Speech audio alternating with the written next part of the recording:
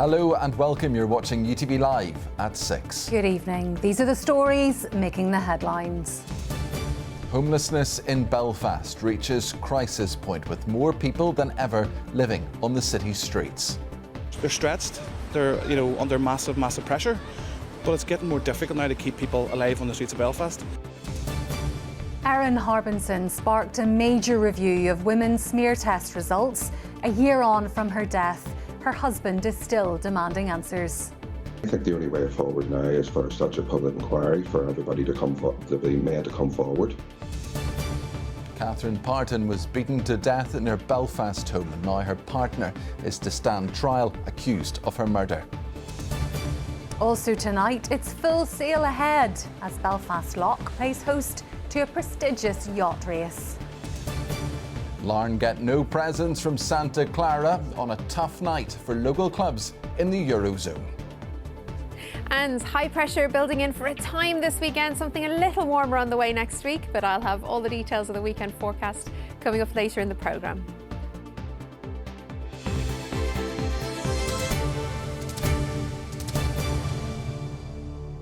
Homeless services are stretched and under pressure as Belfast becomes more dangerous for those living on the streets. That's how outreach workers have described the current situation in the city as people struggle to find accommodation. The Welcome organisation has told us that the scale of homelessness here is the worst it has been in many years. Our reporter Stuart Robson has been assessing a capital in crisis. Oh, is everything okay? Always at hand. Always under pressure. The road to homelessness is often complicated.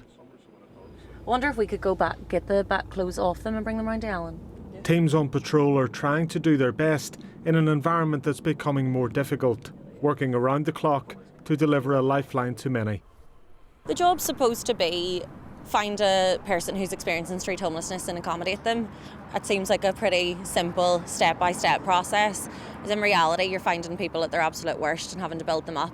We could open more temporary accommodation tomorrow, but we need to stop what's causing people to become homeless in the first place. This is a mental health issue, a physical health issue, a criminal justice issue. This is a societal issue. This isn't just a Northern Ireland Housing Executive issue. The issue might not be new, but it's a situation we've been told is deteriorating.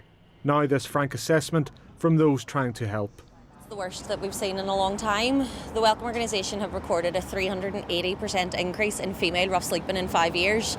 That's compared to a 260% increase in male rough sleeping in 5 years. The pressure's high. Working on the streets might be tough, but living on them is even tougher. One eye on somewhere to stay, another looking out for their safety. My wee school bag you probably seen on there, right? I lie with it as a pillow just so I can feel somebody every time I pull it. So you're not safe up here. And I was sleeping all night in my mate's sleeping bag at store. I just feel like I'm getting nowhere. I feel like I'm getting nowhere. You're embarrassed to be like, oh, I'm homeless and it's not even your own fault. So I mean, it literally isn't your own fault.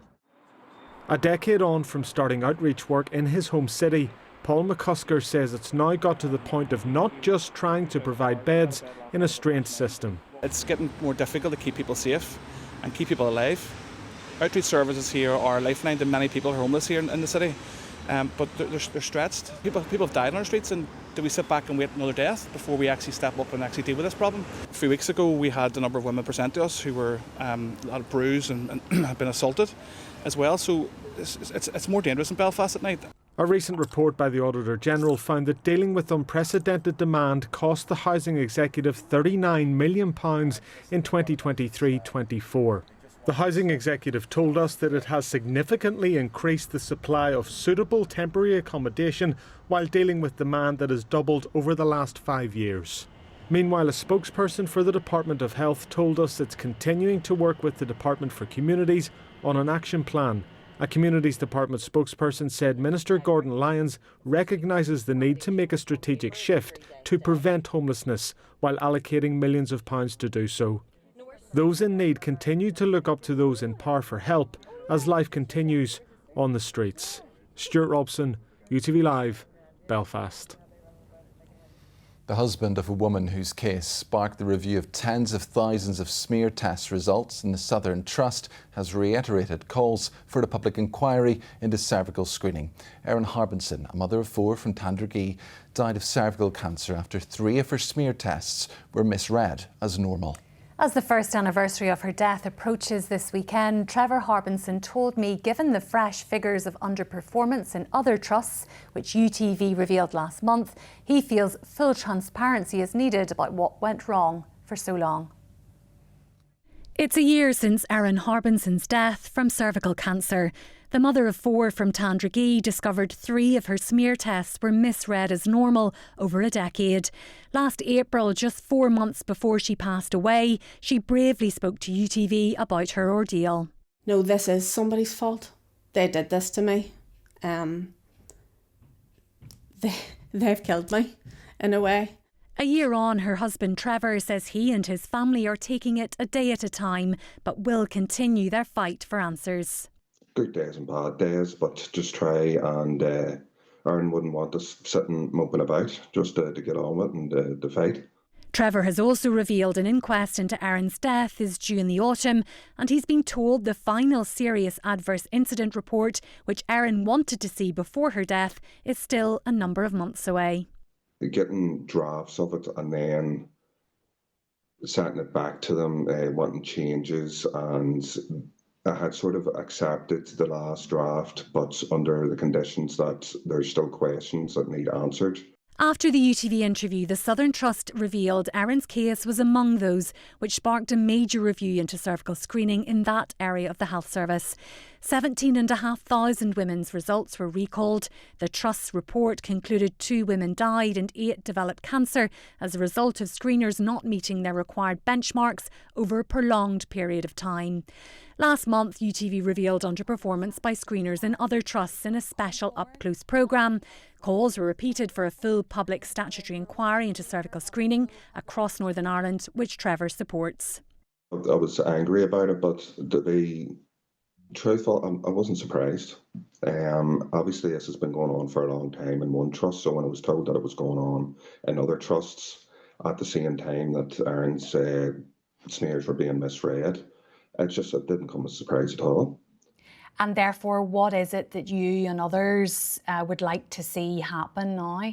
I think the only way forward now is for such a public inquiry for everybody to be made to come forward. Campaigners are also remembering Erin this weekend as her anniversary approaches. We miss her desperately because she was such a resilient lady and she came forward when she was so ill and spoke out in such a selfless way for others. The Southern Trust has repeated its apology for the failures in Erin's care and that of other women impacted by the underperformance identified in their laboratory. They say lessons have been learned and screening saves lives. A new process based on identifying the virus which can cause cervical cancer is in place, as well as a centralised laboratory and other improvements.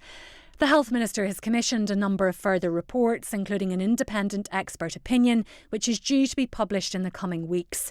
Trevor, his family and those campaigning for scrutiny will be looking at those closely. For now, though, they say Erin may no longer be here, but they want her legacy to live on.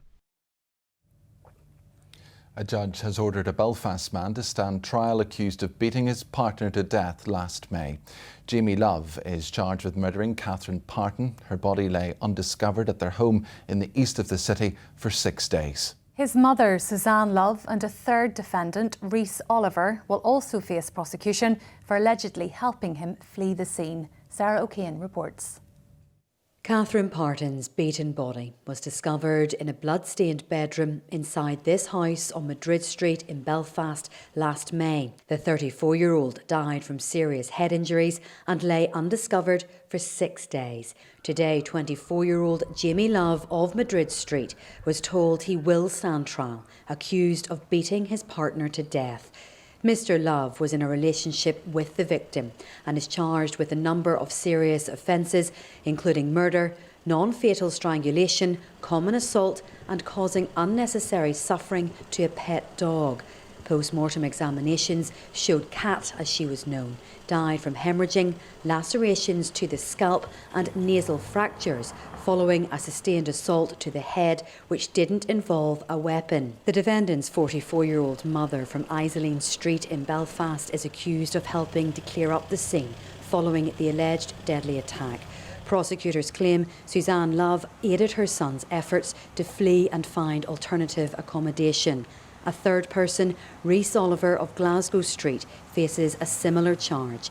The 23-year-old is accused of driving Suzanne Love to the property to help her son pack up and move out on the night Miss Parton is believed to have been killed. Rhys Oliver, who is on bail, was in court for today's hearing.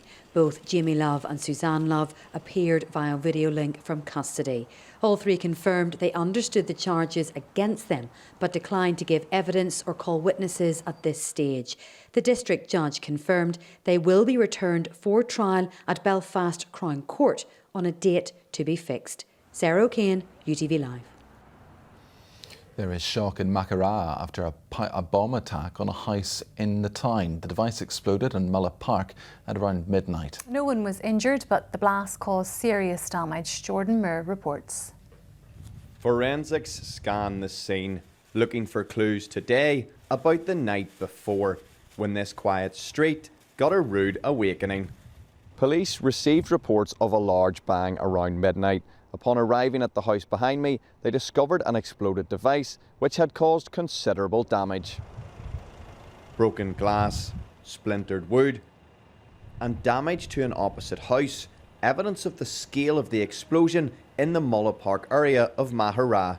The property was vacant at the time of the attack and no one was injured, but DUP MLA Keith Buchanan described the incident as deeply disturbing, saying it has caused significant distress and anxiety for residents, stating no one should feel unsafe in their own community. Detectives have been conducting door-to-door inquiries today to try and find out a motive behind this attack. They are appealing for anyone with information to come forward and to get in touch. Jordan Moore, UTV Live, Mackaraw. The home of Northern Ireland's first Prime Minister has been vandalised. Part of the staircase was damaged to Craigavon House, where Sir James Craig lived. It is currently owned by the charity The Somme Association, which says there's been a running battle against antisocial behaviour in recent months. A number of River Island stores here are among 33 earmarked for closure. Lisburn and Bangor are set to shut as part of a restructuring plan, amid fears the company could go into administration. Now, the late artist Lucian Freud is seen by many experts as a modern master and one of the world's greatest portrait painters. Yes, Belfast is providing a canvas to showcase his artistic genius at the Titanic. Nathan Hanna reports. A world-famous artist. And now, in Northern Ireland, a glimpse into his world. The legendary Lucian Freud was one of the 20th century's most acclaimed British artists, and Belfast is the first port of call for the new Freud's Etchings exhibition as part of a global tour. This will be the only location in Ireland that the artwork is displayed. In it, you can explore his creative process and collaborations. And it's all happening inside Titanic Belfast. One of the things that we always like to do here at Titanic Belfast is to try and get something authentic. And we found that authentic connection. We went to the V&A because they had this amazing Lucian Freud exhibition, and the gentleman that owns our company sat for Lucian Freud. That was none other than Pat Doherty and the 2007 artwork Donegal Man. The exhibition also has this, a recreation of Freud's Kensington studio. This offers a real insight and a glimpse into the space that he worked in and became a living artwork in itself. The collection is an extraordinary record of a collaboration between an artist and a printer. And it just so happens that the artist is Lucian Freud, who is renowned, as you know, as a painter, but perhaps what is less well known is his graphic output. He made a large number of prints in the latter half of his life. This free exhibition runs until the end of September, with everyone welcome to come along and witness firsthand the mastery of Freud's hands.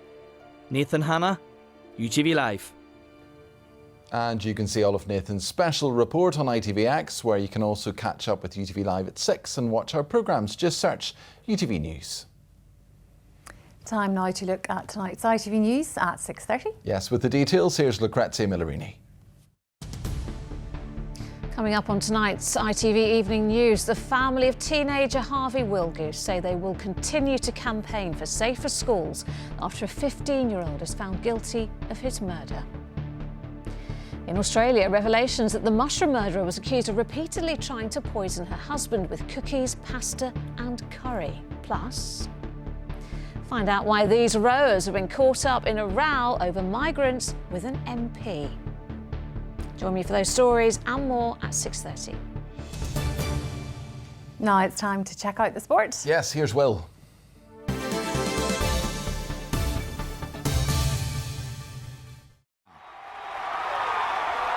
What a drive.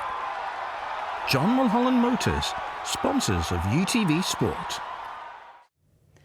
Good evening. Well, it was a disappointing night for local sides in Europe as both Linfield and Larne lost in the third qualifying round for the UEFA Conference League. Linfield have work to do when they return to Winter Park next week after a 2-1 defeat to Vikinger in the Faroe Islands. Things started badly for the Irish Premiership champions when Ben Hall scored at the wrong end to put the hosts in front just 3 minutes into the game. But David Healy's side were quickly level through Matthew Fitzpatrick. With the header. And Linfield would go on to be the dominant side in the game, but they couldn't find another goal.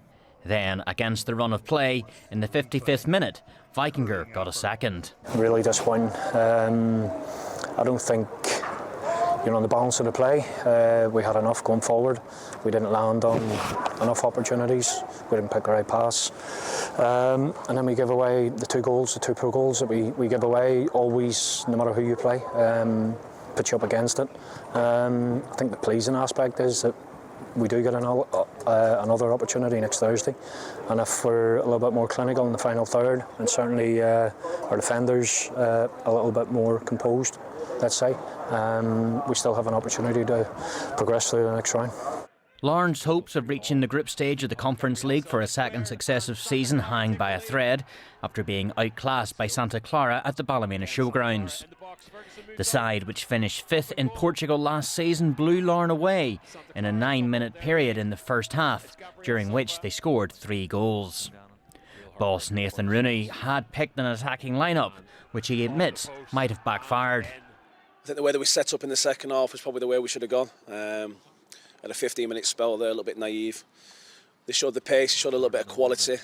Just didn't gather ourselves at the right key moments. But I hold my hand up as well for some of the decisions in the early instances. But we've played ever so well over the last few weeks, and wanting to keep that confidence moving forward. But listen, they opened us up, and we came out and kept a clean sheet in the second half. The return legs take place next Thursday. Well, the Irish Premiership returns this weekend. Glentoran kick off at Portadown and are amongst the favourites to lift the Gibson Cup. And new signing Liam Burt has been speaking to our sports correspondent Ruth Gorman. They've got the hunger in the dressing room. I think the signing has brought in has got that as well, with the hunger to do well. But personally, I want to bring goals, assist, and that bit of fight to the team to do well. And what have you made of what Declan is trying to build here so far since you've been in? Yeah, great. I think the signings we've made is a bit of a statement that the people we've brought in, but it's all good and well saying that. But in training, the standard's been good. The talk around the change room is to win things. Well, elsewhere, Linfield start their title defence at home to Dungannon on Sunday, while Larne are at a new look Coleraine and newly promoted Bangor face Cliftonville. Tomorrow, Crusaders take on Carrick and Glenavon host Ballymena. Now, Ireland's women have made 10 changes from their victory over Scotland for tomorrow's Women's Rugby World Cup warm-up game with Canada. The clash in Belfast is the final chance for players to impress before head coach Scott Bimad names his 32-player squad on Monday for the World Cup in England. Now, tributes have been paid to double All-Ireland winner Tony Hadden, who has passed away. Regarded as one of Down's greatest ever forwards, he won the Sam Maguire in 1960 and 1961. And finally, Glenn Irwin has been past fit to return to British Superbike action at Thruxton. He'd been sidelined since June after fracturing his hip and pelvis in a crash. That's all your sport this weekend. Have a great weekend. What a drive. John Mulholland Motors, sponsors of UTV Sport.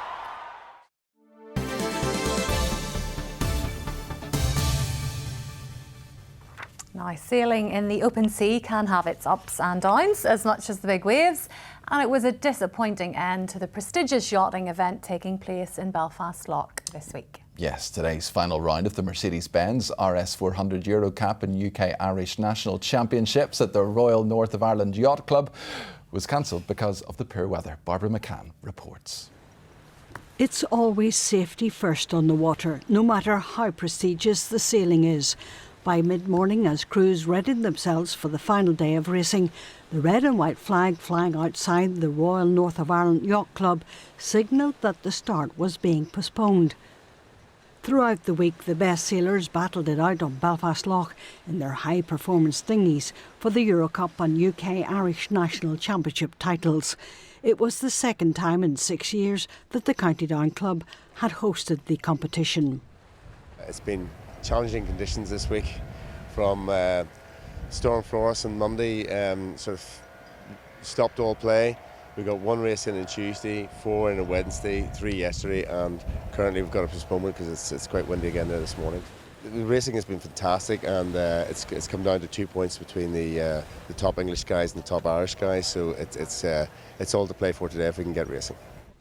The patient wait for the organisers and sailors shoreside turned to disappointment when the flag was hoisted to announce the cancellation of all races today.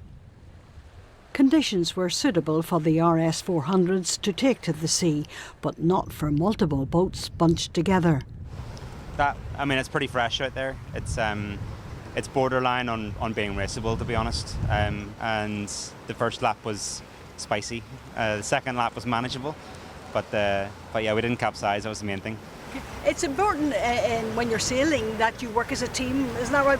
So you both work very well together. Absolutely, yeah. It takes timing, and you have to be in sync with each other. If one person's doing something that's slightly out of time, the whole thing will go adrift and you'll be in the water. So yeah, it just takes practice, and we've been sailing together for quite a while in different boats. But yeah, the timing takes a bit of practice. While the weather may have won the day, the top sailors were able to claim their silverware based on their overall performance during the event. It's been a long week, conditions not in our favour sometimes, so yeah, to come away with the win is really, really good. And we were second 2 years ago, we lost the win last year, so to finally win it is just amazing. Yeah. Barbara McCann, UTV Live, County Down. Now, time is almost running out to help us find an amazing local fundraiser to represent UTV at the Daily Mirror Pride of Britain Awards in London. Yes, nominations close on Sunday night. So if you know someone who makes a real difference in their community, we want to hear from you. Here's Munir Abdallah with all the details.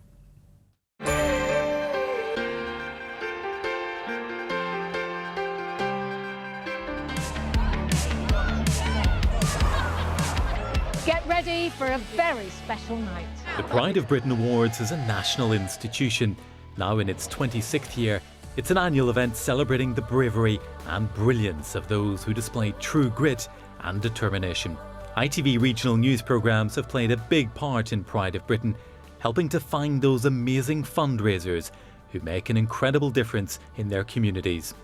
And now we're looking for our next champions, people who go that extra mile to raise money for a special cause. You can nominate an individual or a group of people, and with a special insight into what we're looking for, here's one of the Pride of Britain judges, ITV's very own Ben Shepherd. I think the things that are hugely important is finding someone who is absolutely invested in their community, that has gone above and beyond for the people around them, without doubt has put themselves in a position where they've created an extraordinary movement with the charity endeavour that they've done, and really just because they have a huge passion for the people around them, the community they live in, they have done everything they can to try and change the lives of those people that they live alongside. So, do you know someone who fits the bill and deserves recognition? All you have to do is to nominate them is go to itv.com/Pride of Britain. That's all one word. Nominations are now open and close at 11:59 p.m. on Sunday the 10th of August. A full list of terms and conditions can be found at itv.com. Yes, we've had some great UTV winners over the years, so get those nominations in.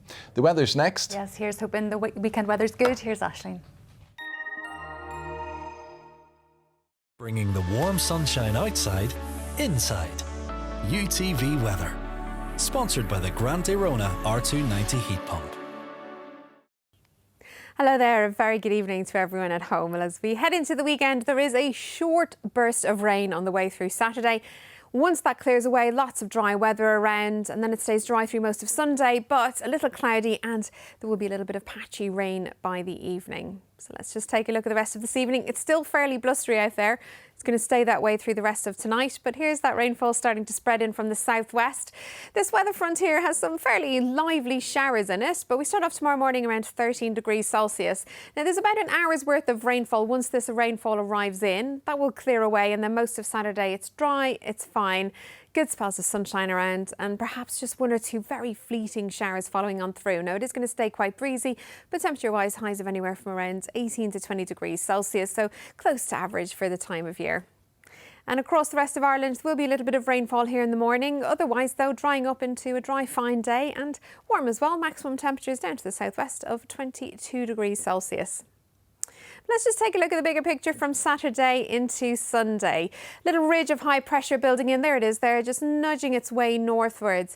But as we head through Sunday, what gets trapped underneath this is a little bit of cloud. And if I just step away here to the west, you can see this warm front here spreading in. Now, eventually that warm front will arrive in with some patchy light rain and drizzle as we head through Sunday evening.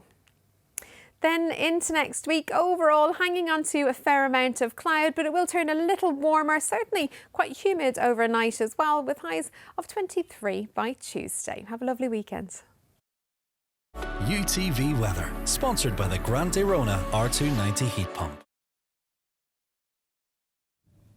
Now, don't forget, Pamela is here with UTV Live from 7 o'clock. But thanks for watching UTV Live this Friday evening. I'll be back with your late news at the later time of 11:05. The ITV Evening News continues with Lucrezia Millerini from Paul, from me and all of us in the newsroom. Have a lovely evening and a great weekend. Bye-bye. See you later.